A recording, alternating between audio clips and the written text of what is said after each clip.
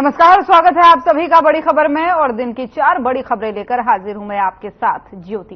पहली बड़ी खबर जो है महेंद्रगढ़ से है, जहां पर बीजेपी का ओबीसी सम्मेलन आयोजित किया गया। कार्यक्रम में केंद्रीय गृह मंत्री अमित शाह और सीएम सैनी भी शामिल हुए।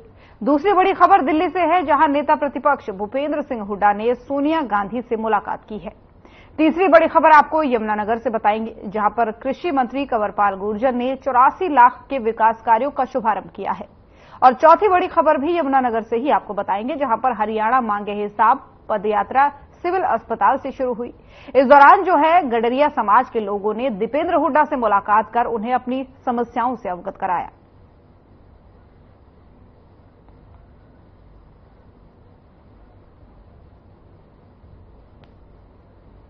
तो चारों बड़ी खबरें आपकी टीवी स्क्रीन पर है, जहां पर पहली बड़ी खबर आपको बीजेपी से जुड़ी हुई बता रहे हैं। बीजेपी के ओबीसी सम्मेलन की शुरुआत आज यहां पर हुई। ओबीसी सम्मेलन हुआ बड़ा, जिसमें खुद केंद्रीय गृह मंत्री अमित शाह खुद पहुंचे यहां पर, और यहां पर उन्होंने कांग्रेस को करारा जवाब देने का काम किया।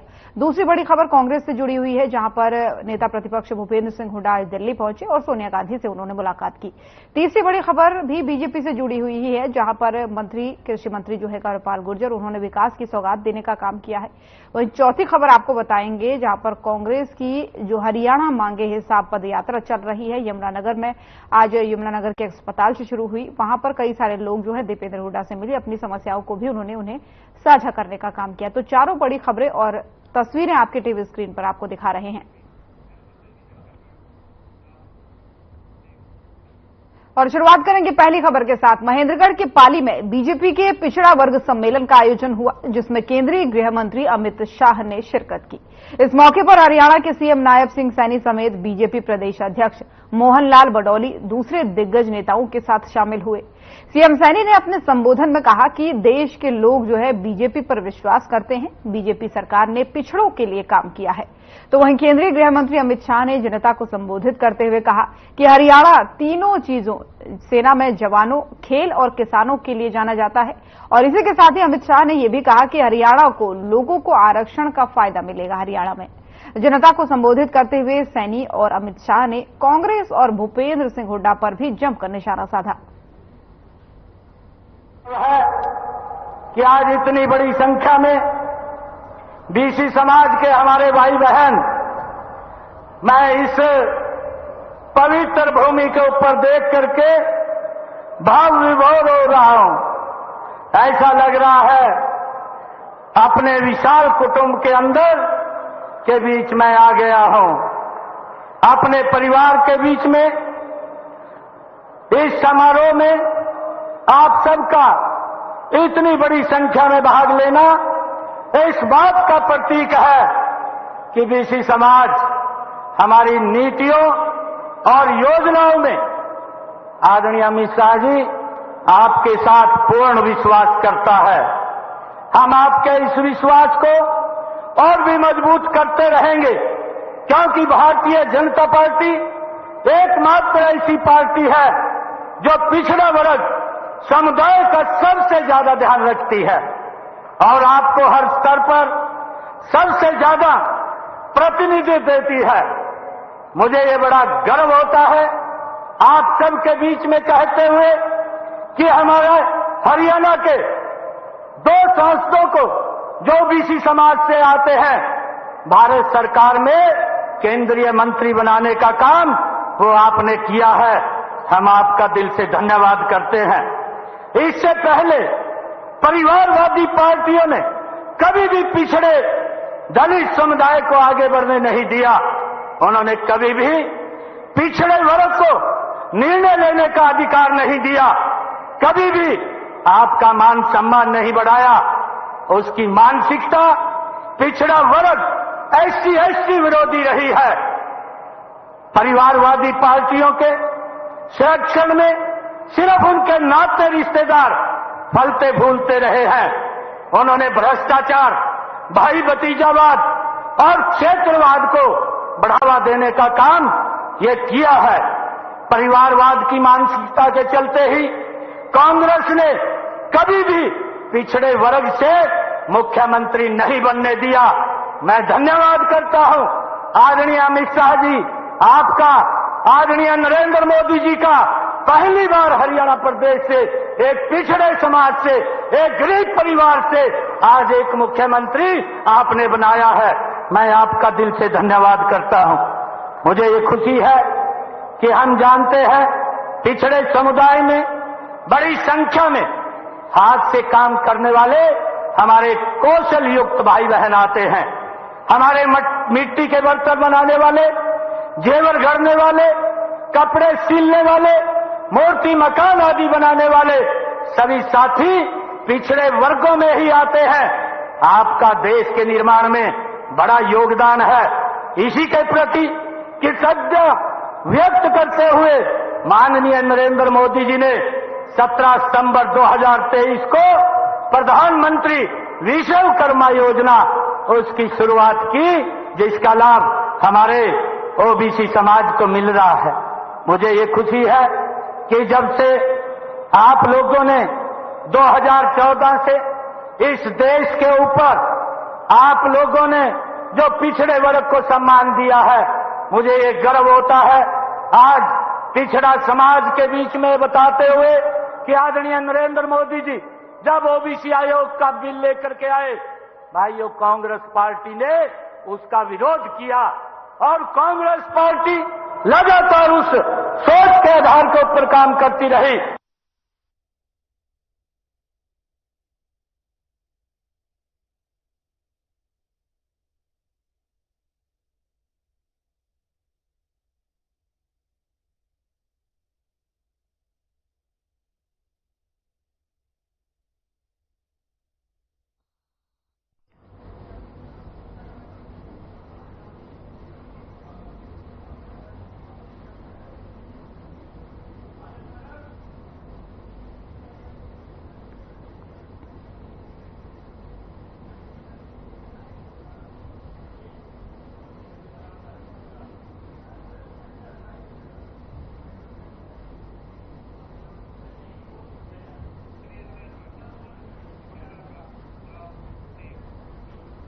और हरियाणा के पूर्व सीएम और नेता प्रतिपक्ष भूपेंद्र सिंह हुड्डा ने कांग्रेस नेता सोनिया गांधी से दिल्ली में मुलाकात की है।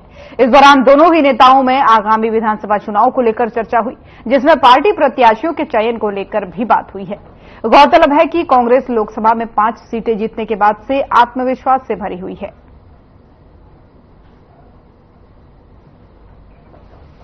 तो दिल्ली की ये तस्वीरें, जहां पर हरियाणा के नेता प्रतिपक्ष भूपेंद्र सिंह हुड्डा सोनिया गांधी से मिलने पहुंचे। यहां पर मुलाकात उन दोनों की हुई और बताया जा रहा है कि लोकसभा चुनाव के लिहाज से ये मुलाकात जो है वो काफी खास रही। लोकसभा चुनाव के कई मुद्दों पर, कई पहलुओं पर इसमें चर्चा की गई और क्या कुछ पूरी बातचीत हुई वो भी आपको बताएंगे, लेकिन उससे पहले ये तस्वीरें देखिए जहां पर विधानसभा चुनाव को लेकर खास चर्चा की बात सामने आ रही है। नेता प्रतिपक्ष जो हरियाणा के हैं भूपेंद्र सिंह हुड्डा और सोनिया गांधी की दिल्ली में ये मुलाकात हुई, क्योंकि भूपेंद्र सिंह हुड्डा दिल्ली पहुंचे मुलाकात के लिए और यहां पर इन दोनों के बीच मुलाकात हुई। बताया जा रहा है कि कई अहम मुद्दों पर बातचीत हुई, हरियाणा के राजनीतिक पहलुओं पर बातचीत हुई, आने वाले विधानसभा चुनाव को लेकर के कहा तो ये भी जा रहा है कि प्रत्याशियों के चयन पर भी इसमें चर्चा हुई है। हरियाणा विधानसभा और पार्टी के प्रत्याशियों को लेकर के मंथन इन दोनों के बीच में हुआ है। क्या कुछ खास बातचीत रही और इन मुद्दों के साथ और भी आपको बताएंगे, लेकिन उससे पहले कांग्रेस का जो है आत्मविश्वास काफी बढ़ा हुआ है हरियाणा में, क्योंकि बीते लोकसभा चुनाव में 5 सीटें जीती थी कांग्रेस और इन सीटों के बदौलत अब उसे लग रहा है कि वो अच्छा प्रदर्शन लोकसभा चुनाव के बाद से विधानसभा चुनाव में भी करेगी। और इसी के मद्देनजर जो है लगातार पार्टी प्रदेश में अभियान भी चला रही है, बैठकें कर रही है। आलाकमान के साथ अब एक बैठक और हुई, भूपेंद्र सिंह हुड्डा की दिल्ली में मुलाकात हुई सोनिया गांधी से और कहा जा रहा है कि इन विधानसभा चुनाव को लेकर के इस बैठक में खास तौर पर चर्चा की गई है।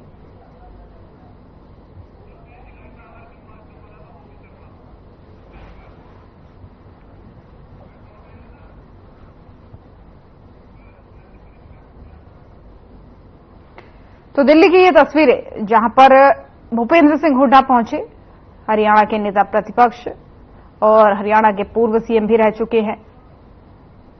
दिल्ली में पहुंचे, सोनिया गांधी से मुलाकात इन्होंने की, सोनिया गांधी के आवास पर पहुंचकर के मुलाकात हुई बताया जा रहा है। और इसमें खासकर जो चर्चा हुई है इस पर ज्यादा जानकारी हमारे संवाददाता भी देंगे, लेकिन उससे पहले तस्वीरें देखिए। ये जब मुलाकात करने पहुंचे थे तो ये भूपेंद्र सिंह हुड्डा की गाड़ी है जहां पर वो मुलाकात करने के लिए सोनिया गांधी से पहुंचे हैं। यहां पर बताया जा रहा है कि फोकस जो रहा विधानसभा चुनाव को लेकर रहा, ये भी कहा जा रहा है कि प्रत्याशियों के चयन पर भी बातचीत हुई है। क्या बातचीत हुई है ज्यादा जानकारी देंगे संवाददाता, लेकिन उससे पहले तस्वीरें आपको लगातार दिखा रहे हैं क्योंकि विधानसभा चुनाव के मद्देनजर इस बार कांग्रेस भी काफी एक्टिव नजर आ रही है। कांग्रेस का आत्मविश्वास बढ़ा है लोकसभा चुनाव के परिणामों से, तो ऐसे में इस बार दावा कर रहे हैं और एक अभियान उनका चल रहा है, उसके जरिए लगातार जो है सरकार पर हमलावर होते हुए भी विपक्ष दिखाई दे रहा है।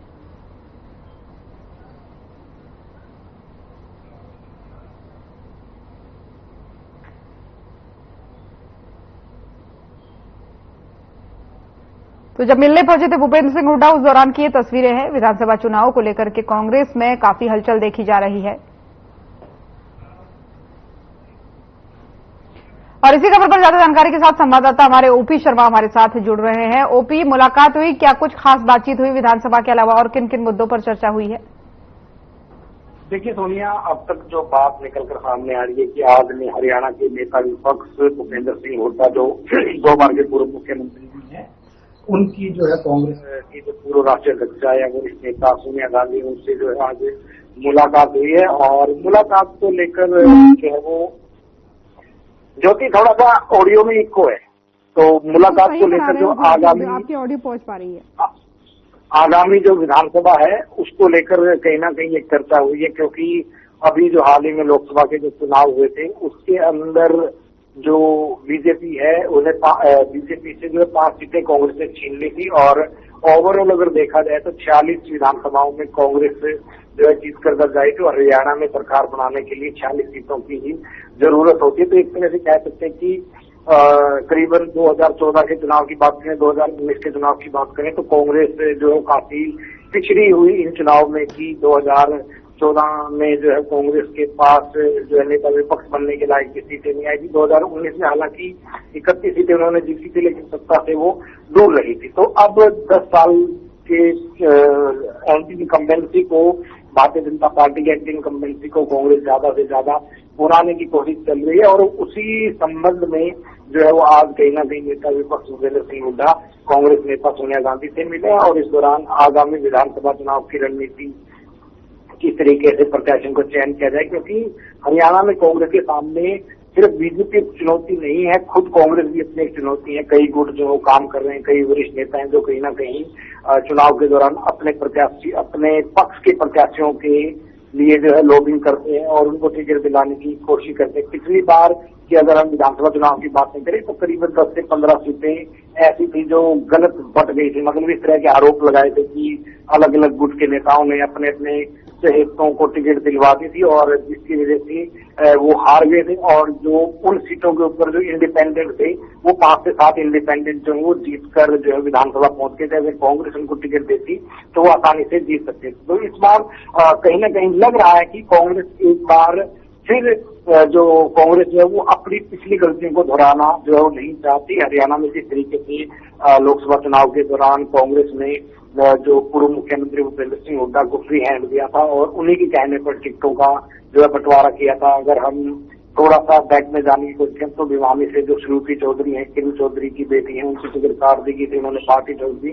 तो इस तरह से फ्री हैंड जो दिया था, तो कहीं ना कहीं भूपेंद्र सिंह हुड्डा चाह रहे कि हरियाणा में जो एक बयानबाजी नेताओं की आपस में विधानसभा चुनाव को लेकर कुमारी शैलजा वर्सेस भूपेंद्र सिंह हुड्डा के लिए चल रही है, जो एक मुख्यमंत्री का चेहरा बनने की कोशिश भूपेंद्र सिंह हुड्डा कर रहे हैं, वही कुमारी शैलजा कहना है कि पार्टी का शीर्ष नेतृत्व ही मुख्यमंत्री का चयन करेगा। तो इस तरीके के लेकर जो पार्टी के अंदर जो फूट दिखाई दे रही है जिससे जनता के बीच में जो शायद एक गलत मैसेज ना जाए, तो कहीं ना कहीं इस तरह की जो भी इशू है वो जो है वो भूपेंद्र सिंह हुड्डा आज सोनिया गांधी से डिस्कस मतलब उम्मीद है कि उनसे की होगी और प्रत्याशियों को चयन को लेकर एक जो सर्वे करवाने की जो बात चल रही थी अब तक, एक 22 फीसद अपने करीबियों को टिकट दिलवाने की एक परंपरा हरियाणा कांग्रेस में ज्यादातर देखने को जो है वो मिलती है, तो शायद उसके ऊपर कहीं ना कहीं भूपेंद्र सिंह हुड्डा जो है विराम लगाना चाहते हैं। लेकिन अब किस तरीके की बात हुई है, क्या हुई है, तो भूपेंद्र सिंह हुड्डा मीडिया से रूबरू होंगे तो ही कुछ उम्मीद की जा सकती है। शायद वो कुछ बातें जो है मीडिया से जो है शेयर की, लेकिन उम्मीद जो है वो कमी दिखती है। लेकिन ओपी, यहाँ पर एक चीज बड़ी है जो आपने ये फैक्टर बताया कि मुख्यमंत्री के चेहरे को लेकर के जो अभी से हवाई बातें हो रही है वो किसी तरीके का प्रभाव न डाले, लेकिन जो मतभेद बताए जाते हैं, चाहे एसआर के गुट की बात हम करें, चाहे हुड्डा गुट की बात करें, लेकिन अगर ये जो मीटिंग्स होती हैं आलाकमान के साथ, अगर सभी लोगों को साथ लेकर के हो तो इसका ज्यादा प्रभाव पड़ेगा, ऐसा आपको नहीं लगता? ज्योति, अगर हरियाणा की बात करें तो हरियाणा कांग्रेस में गुटबाजी कोई नई बात नहीं है और मुझे लगता है कि पूरी कांग्रेस के अंदर स्टेट के लेवल पर बहुत बड़ी गुटबाजी हमेशा रही है। अगर मैं पड़ोसी पंजाब की बात करूं तो पंजाब में जो पूर्व मुख्यमंत्री चरणजीत सिंह चन्नी थे उनका अलग कहना था, नवजोत सिंह सिद्धू उनका अलग कहना था। अब जो वर्तमान में प्रदेश अध्यक्ष अमरिंदर सिंह राजा वड़िंग हैं, जो लुधियाना से सांसद बने हैं, उनका अलग कहना है। सुखजिंदर सिंह रंधावा है, सुखजिंदर सिंह बाजवा है, सभी जो बड़े कदावर नेता सबके अपने गुट हैं, मुख्यमंत्री के बहुत सारे दावेदार हैं। ऐसे ही कुछ हालात जो हरियाणा में भी हैं। और पहले अगर मैं 1970 के दशक की बात करूं तो पूर्व मुख्यमंत्री जो बंसीलाल होते थे, किरण चौधरी के जो ससुर थे, वो और भजन लाल के बीच में जो काफी तल्लखियां देखने को मिलती थी। उसके बाद जब राजीव गांधी की मौत हुई और बंसीलाल साइड लाइन लगे तो जो भजन लाल वर्सेस भूपेंद्र सिंह हुड्डा का गेम चला। लेकिन जब कांग्रेस की कमान सोनिया गांधी के हाथ में आई तो जो भजन लाल थे वो साइड लाइन हो गए, भूपेंद्र सिंह हुड्डा अब चल रहे हैं।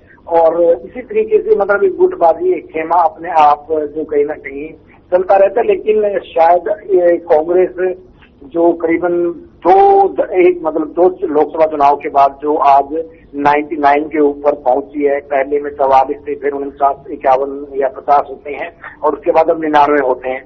तो कांग्रेस कहीं ना कहीं चाहेगी कि वो अगर लोग हरियाणा के अंदर अपनी वापसी करते हैं तो एक तो उनका स्टेट बढ़ता है। दूसरा ये कि जब राज्यसभा की सीटों का चुनाव होता है तो हरियाणा से 5 सीटें होती हैं। जब 5 सीटों पर होगा तो कहीं ना कहीं भारतीय जनता पार्टी जो कांग्रेस के जो सदस्य हैं वही राज्यसभा में पहुंचेंगे। तो राज्यसभा में भी अब कांग्रेस चाहेगी कि उनकी पैठ बने, लेकिन राज्यसभा में पैठ तब बनेगी जब वो राज्यों के अंदर जो है वो मजबूत स्थिति में आएंगे। तो कहीं ना कहीं अगर इस तरह की बयानबाजी चलती है, पार्टीबाजी चलती है, टिकटों के बंटवारे में मेरिट की बजाय करीबी फैक्टरों को देखा जाता है तो बीजेपी कांग्रेस को जो नुकसान कहीं ना कहीं हो सकता है। मतलब कांग्रेस बीजेपी के साथ लड़ने के साथ साथ उसको एक अपनी अंदरूनी लड़ाई भी जो वो लड़नी होगी। आज भी भले भूपेंद्र सिंह हुड्डा पार्टी के सीनियर नेता, लेकिन एसआर के गुट जो था वो आज भी कहीं ना कहीं उनके ऊपर उंगलियां उठाता है। अगर मैं फरीदाबाद सीट की बात करूं तो उसके ऊपर जो कांग्रेस के राष्ट्रीय पिछड़ा आयोग के उपाध्यक्ष हैं कैप्टन अजय यादव, वो टिकट का दावा कर रहे थे, लेकिन भूपेंद्र सिंह हुड्डा के कहने पर टिकट राज बब्बर को दे दी गई। तो उन्होंने कहीं ना कहीं भूपेंद्र सिंह हुड्डा को लेकर हमला किया था कि टिकट बंटवारे में गड़बड़ हुई है, ये हुई है। तो इस तरह की अगर एक मैसेज जनता के बीच में जाता है कि कांग्रेस एकजुट नहीं है, ये आपस में लड़ रहे हैं, तो शायद जनता फिर हो सकता है बीजेपी को भी चुन ले, बाकी किसी भी एक पार्टी की तरफ वो जा सकती है, क्योंकि कहेंगे कि आपस में लड़ाई कर रहे हैं और ये सत्ता के लिए लड़ रहे हैं। तो ऐसे में इनकी बयानबाजी रोकनी कहीं ना कहीं जरूरी है। और जो भूपेंद्र सिंह हुड्डा है वो फूंक फूंक कर जो है कदम कहीं ना कहीं रख रहे हैं। तो अब देखते हैं कितना वो आज आला कमान से मिलकर आते हैं और उसके बाद वो क्या क्या आला कमान को करने को लिए कहते हैं और उसमें से कितनी बातें उनमें से लागू होती हैं। क्या जो विपक्ष विरोधी धड़ा भूपेंद्र सिंह हुड्डा का कांग्रेस में है, क्या वो अपने हमले उनके ऊपर बंद करते हैं और चुनाव में जो है वो मिलकर एक साथ एकजुटता से वो कदम ताल करते हैं और कांग्रेस सत्ता में आती है। तो ये कुछ बातें हैं जो हमें देखनी होगी। बिल्कुल वो देखने वाली ही होगी। लेकिन एक चीज और यहाँ पर जानने वाली हो जाती है, एक अभियान चला रही है जो काफी चर्चा में है आजकल कांग्रेस का, हरियाणा मांगे जवाब। तो इसका कुछ प्रभाव पड़ता हुआ आप देख रहे हैं कि आने वाले समय में इसका कुछ खासा प्रभाव पड़ सकता है? देखिए ज्योति, एक बात तो हमें ये जरूर माननी पड़ेगी कि बीजेपी 10 साल से सत्ता में है तो एंटी इनकम्बेंसी हमेशा ही सत्ता के हिस्से में आती है। लेकिन बीजेपी एक ऐसी पार्टी है जो प्रयोग करने से पीछे नहीं हटती है। तो नया मुख्यमंत्री उन्होंने बना दिया, 9.5 साल के मुख्यमंत्री मनोहर लाल की एकदम से जो है वो छुट्टी कर देते हैं, नया मुख्यमंत्री लेके आते हैं और जिन फैसलों के चलते बीजेपी को लोकसभा चुनाव नुकसान हुआ उनको तेजी से पलटा जा रहा है। करीबन 8 से 9 ऐसे फैसले एकदम बदल दिए जो कहीं ना कहीं बीजेपी के लिए एंटी इनकम्बेंसी बने थे। और ऐसे में जब अगर कांग्रेस का जो जनता मांगे हिसाब अभियान चलाया गया है, उसकी अगर भीड़ के हिसाब से देखा जाए तो काफी जो है वो भीड़ उसमें दिखाई जरूर दे रही है, लेकिन वोट में कितना तब्दील हो पाएगा और कितना नहीं हो पाएगा ये तो जो वो कहीं ना कहीं चुनाव बताएगा। लेकिन हाँ, कहीं ना कहीं कांग्रेस ने इस अभियान के जरिए अगर एक मतलब पॉलिटिकल प्रोस्पेक्ट से बैक साइड की न्यूज देखी जाए तो बिल्कुल ये जरूर कहा जा सकता है ओपी की एक एक्टिवनेस कांग्रेस में टाइम पर दिख रही है, क्योंकि कई बार क्या होता है चुनाव से पहले लंबे समय तक तो कांग्रेस बिल्कुल एक्टिव नहीं दिखती, लेकिन इस बार टाइम से एक्टिव दिख रही है, ये बड़ा फैक्टर माना जा सकता है। फिलहाल बहुत बहुत धन्यवाद आपका तमाम सारी जानकारियों के लिए। और कृषि मंत्री कंवरपाल गुर्जर ने 84 लाख के विकास कार्यों का शुभारंभ किया है। इन विकास कार्यों में जो है जगाधरी के गुलाबनगर, बावा कॉलोनी और गढ़ी बाजरा में गलियों के निर्माण और भूमिगत पाइपलाइन और शमशान घाट के नवीनीकरण शामिल है। इस दौरान जो है कृषि मंत्री कंवरपाल गुर्जर ने कांग्रेस पर जमकर निशाना साधा। उन्होंने कहा कि कांग्रेस के शासनकाल में ग्रामीण विकास में केवल 600 करोड़ खर्च किए गए, जबकि बीजेपी राज में 7,676 करोड़ खर्च किए गए, जो कि उससे कई गुना ज्यादा है।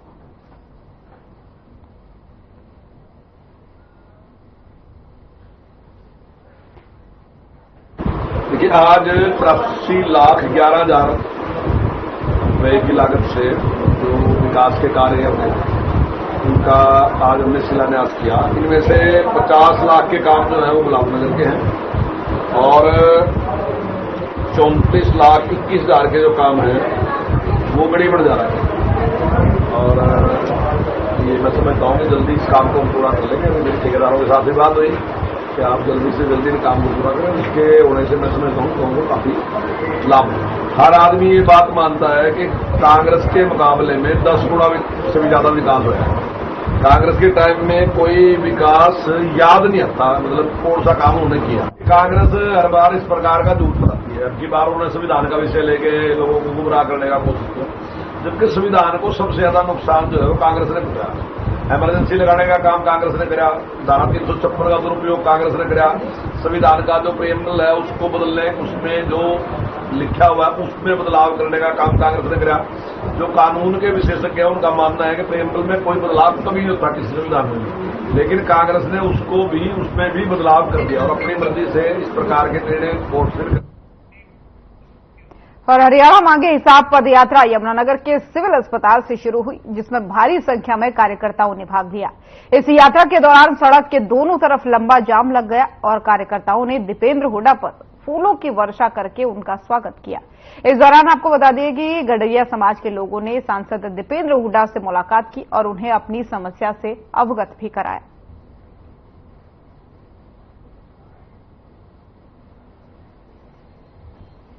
आज का जो हमारा कार्यक्रम हरियाणा मांगे हिसाब कार्यक्रम, हरियाणा मांगे हिसाब कार्यक्रम के माध्यम से कांग्रेस पार्टी घर घर पे घर घर तक जाएगी। कांग्रेस के कार्यकर्ता, कांग्रेस के नेता डोर टू डोर कार्यक्रम के माध्यम से हर घर में भाजपा सरकार की विफलताओं का पुलिंदा लेके भी पहुंचेंगे, क्योंकि हरियाणा हिसाब मांग रहा है 10 साल का भाजपा सरकार से। और कांग्रेस के संकल्प भी लोगों तक पहुंचाएंगे कि कांग्रेस के क्या संकल्प है, जब हमारी सरकार बनेगी तो हम क्या करेंगे। और लोगों से भी सुझाव लिए जा रहे हैं कि हमारी घोषणा पत्र में क्या क्या बातें हम शामिल कर सकें। जनता का मैनिफेस्टो हम तैयार करेंगे लोगों के सुझाव लेकर।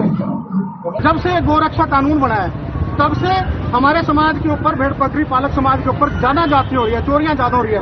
मैं चाहता हूं कि जिस प्रकार भारतीय जनता पार्टी ने गोरक्षा कानून बनाया, हम सांसद साहब से आज ज्ञापन भी देंगे, उसकी मांग भी करेंगे कि जब हरियाणा में सरकार बन जाएगी, अभी सरकार हरियाणा में कांग्रेस की बनने वाली है, कि इस भेड़ बकरी पालक समाज के लिए भी कोई ना कोई ऐसा कानून बने जिससे ये चोरियां रुक सकें।